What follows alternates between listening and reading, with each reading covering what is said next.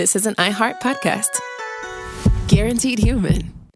With no fees or minimums on checking accounts, it's no wonder the Capital One bank guy is so passionate about banking with Capital One. If he were here, he wouldn't just tell you about no fees or minimums. He'd also tell you about how Capital One cafes are open 7 days a week to assist with your banking needs. Yep, even on weekends. It's pretty much all he talks about, in a good way. What's in your wallet? Terms apply. See CapitalOne.com/bankguy. Capital One N.A., member FDIC.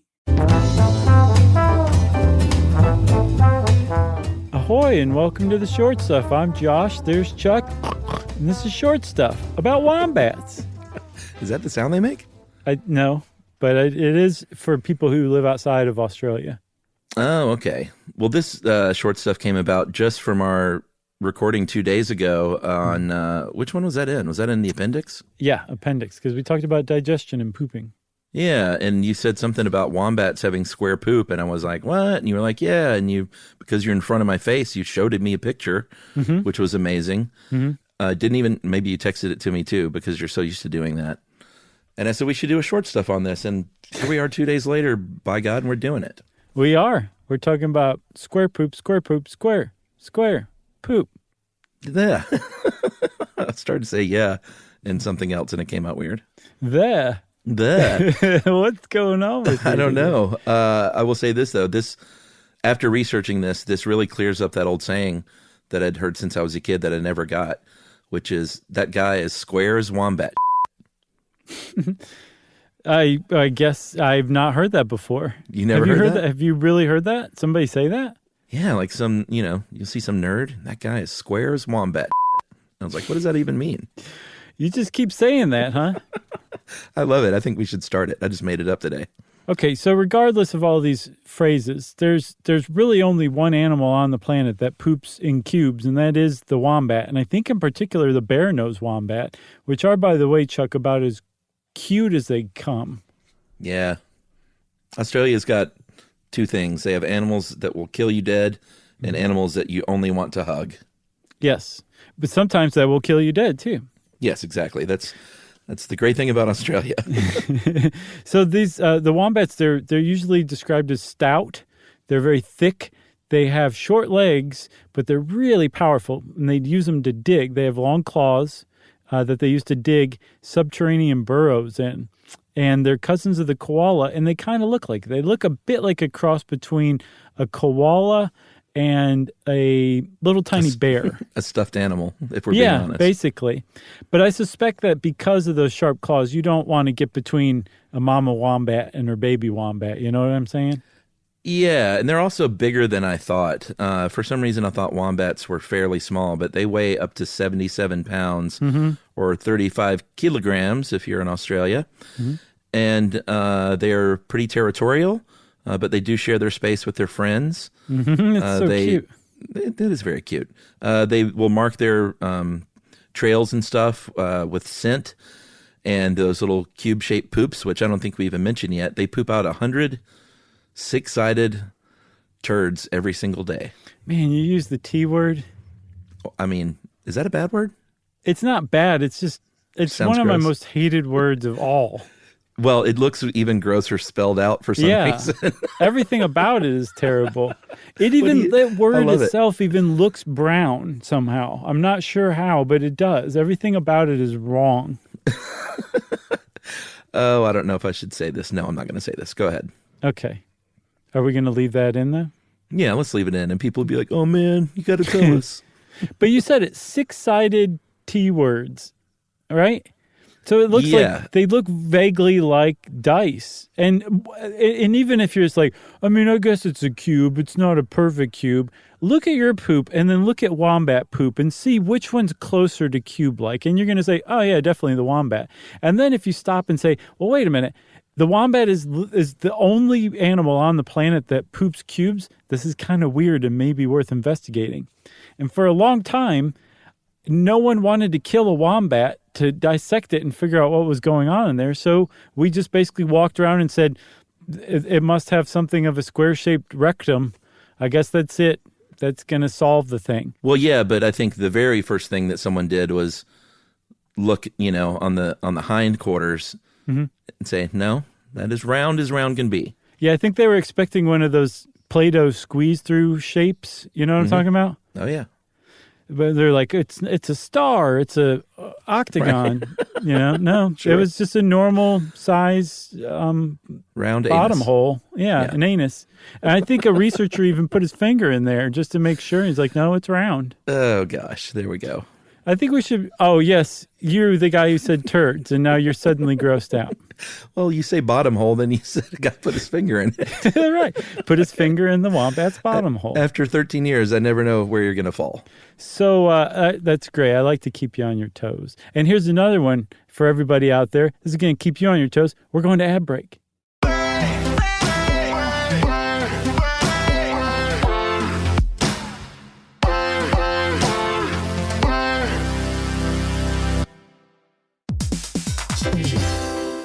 Hey, everybody, here's a fact for you. In the United States, there is a break-in every 26 seconds, and that means that somewhere right now, an intruder is getting closer. And the problem with most security systems is that they only alert you after the break-in has started, and that's too late. Well, that's what makes SimpliSafe different. They use alerts. SimpliSafe's U.S.-based live agents, they identify threats on your property and help deter them before they actually break in. So the intruder never gets into your house. The crime is stopped before it even starts. That's right. And another great thing about SimpliSafe is they have no long-term contracts. They give you peace of mind and great value with their monitoring deterrence plans because they just start at about $1 a day. Yeah, SimpliSafe sent us a setup years back, and I still use mine every day. Yeah, and apparently setup, you can do it by yourself in under 30 minutes, so it's a really good value and it doesn't take long. So if you want to experience the SimpliSafe peace of mind, you can take advantage of the SimpliSafe discount offered to Stuff You Should Know listeners. Right now, you can get 50% off your new system by visiting simplisafe.com/stuff. That's half off at simplisafe.com/stuff. There's no safe like SimpliSafe.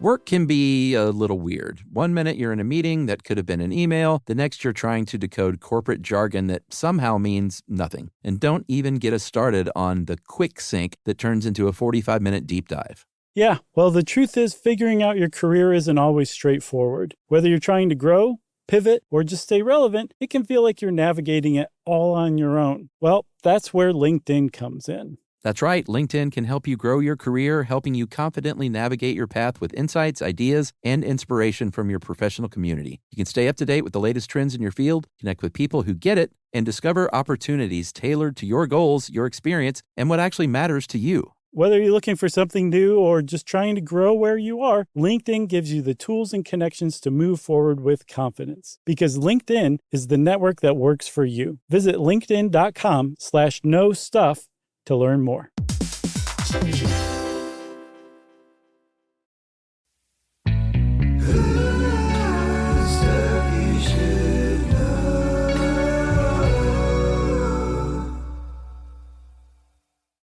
All right. The first study was looking under that tail. And they said, nope, it's round and it's an anus. Yes. It's not a Play-Doh machine. No. The second test they did, like you said, they didn't want to kill him. In 2018, they found one that was hit by a car at the University of Tasmania, and Dr. Scott Carver said, "You know what? I'm treating these, or I'm looking into treating mange disease in wombats anyway. So let me dissect this thing.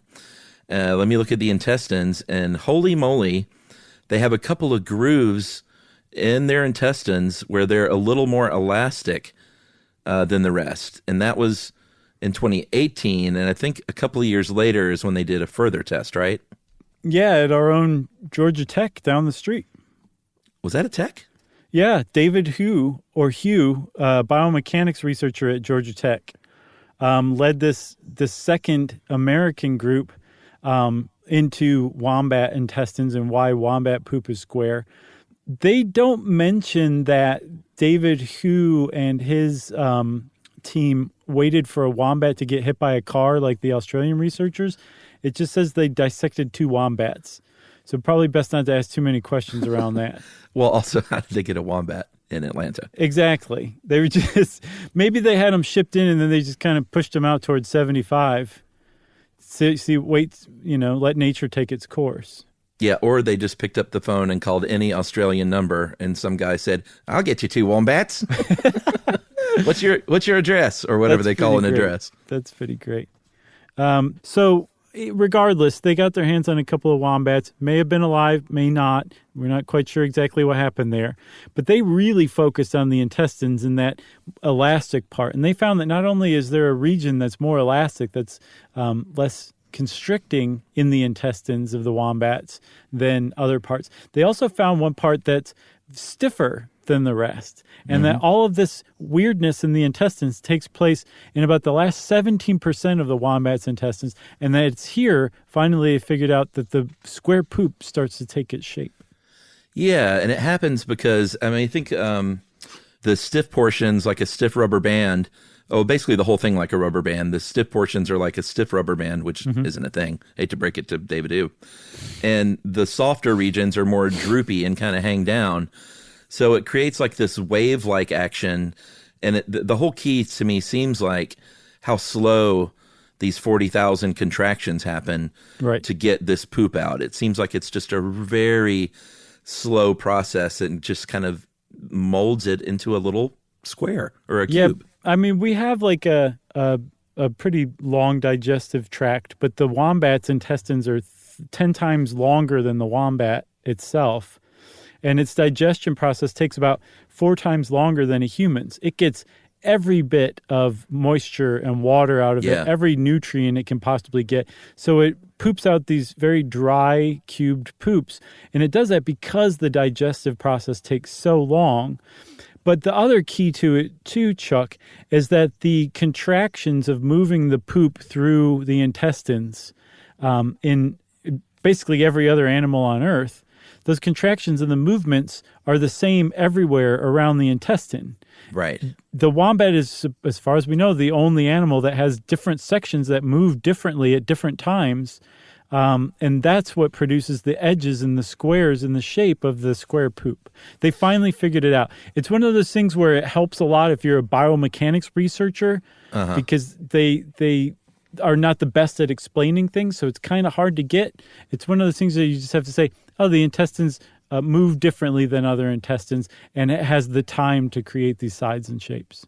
Yeah, I mean, it's almost like a perfect little square compression machine. You know, that it's set up to be that way, which sort of lends itself to the question, like, well, why is this happening then? If it's this perfect little machine making these little square poops that frankly look quite delicious and edible because they're so dry, it looks like a little candied treat or something. It just sunk in what you just said. What? About it being delicious? You just said wombat poops look delicious. Well, they do. It looks like a little chocolate confection to me. Okay. I mean, if you put a bunch of them on a plate at a party, I might actually mistake one, you know? Did you just make air quotes when you said mistake? Jerk. All right. So it lends itself to the question, like, why is this happening? Why is it making these perfect little cube poops? And who has an idea that, hey, maybe, you know, these things poop on rocks and tree logs and branches and stuff to mark their area. And obviously something square will sit better. And maybe evolutionarily speaking, that's just what happened over the years. Yeah, and I mean, his guess is as good as any. He's the one who dissected the wombats and found the whole intestine thing. And actually, I mean, it makes a lot of sense. I haven't heard any rival explanations, I should say. No. I mean, he got a Ig Nobel Prize, right? Mm-hmm. He definitely did. And he's saying, like, I'm a biomechanics guy. He published, by the way, the article in the journal Soft Matter, for real. And he's saying, like, there's biomechanically speaking, we could probably use how the wombat's intestines work as some sort of model or inspiration for shaping other things. But really, the most immediate practical application it has is that the drier and squarer wombat poop is, the healthier the wombat is. So it can be used as a measure or standard for wombats kept in captivity. Oh, well, that's good. Yeah, so Wu's like, I'm contributing. I'm not just a wombat murderer, I'm contributing to the greater good. They're just those two. Let's not talk about them. Yeah, you just take a bite, you go, oh, super dry. That's a healthy wombat. Right. Yep, you pass it around the hors d'oeuvres tray and see what happens. You got any milk, by the way? Very dry. Right. It's it must be pollen season. So Chuck just laughed. There's a pregnant pause of awkward silence, which means everybody, Short Stuff is out. Stuff You Should Know is a production of iHeartRadio. For more podcasts from iHeartRadio, visit the iHeartRadio app, Apple Podcasts, or wherever you listen to your favorite shows.